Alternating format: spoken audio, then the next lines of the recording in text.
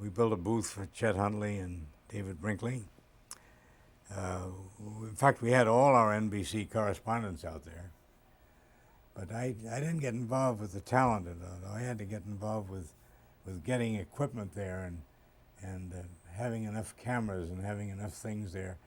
And I've gone out to the coast and I'm working out there with help from the people in the Burbank offices. Unit managers from there were very helpful. And I called back to New York and I said, there's only a week between this convention and the one in Chicago. I don't see how I physically can get to both places and be in charge. So we decided on an alternative of another man, a fellow named Claude Travers, who went to Chicago and did the work that I would normally do until I could get there, which meant I wouldn't get there until it all had been done, really, which was helpful, but something wasn't planned out too well on that one, I thought. What were some of the challenges?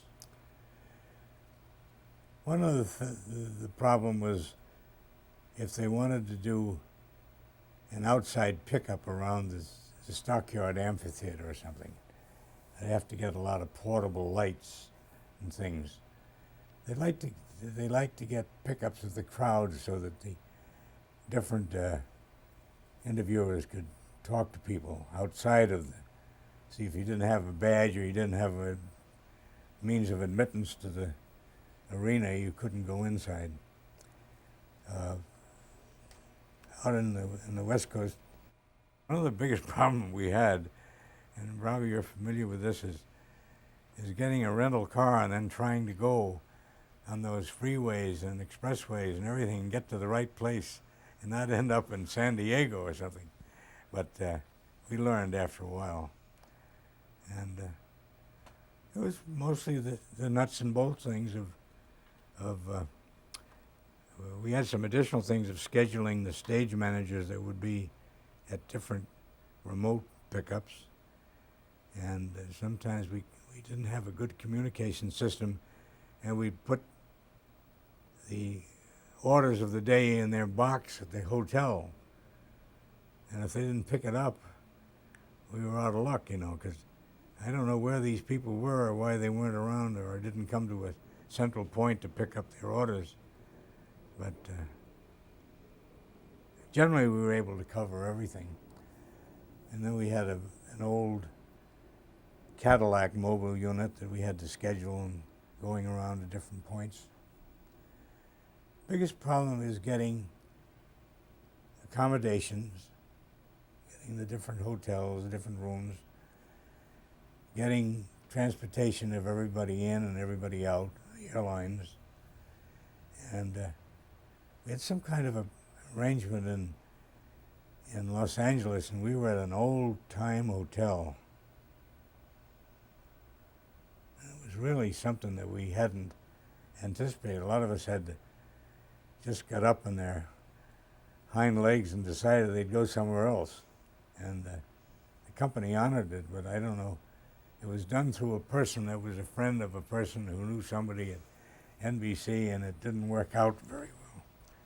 So it was more challenging to prepare everything as far as accommodations than it was to do the show, or do the convention? Oh, we didn't. It wasn't like doing a television show in a studio for us. The camera crew was stationed at certain stations where they were, and platforms where they worked from, and they worked to a control room that was run by Hino Rip and all his other engineers that he needed, and a wonderful man named Phil Falcone who did the audio. And that was just a coverage of what went on at the convention on the floor and pointing the camera at the speakers, But getting everybody in and out of there, and they had to go somewhere to do something in the meantime and then come back. And then the individual wouldn't like the accommodations you got on the airlines, Because we did have representatives from the airlines that would help us, They were interested in getting as much business as they could. But it was still a headache. And we'd have a meeting every night with this engineering vice president, and then we'd discover things that we hadn't prepared for or something, so you'd have to do some fast rearranging, you know. So there was always a surprise in every meeting.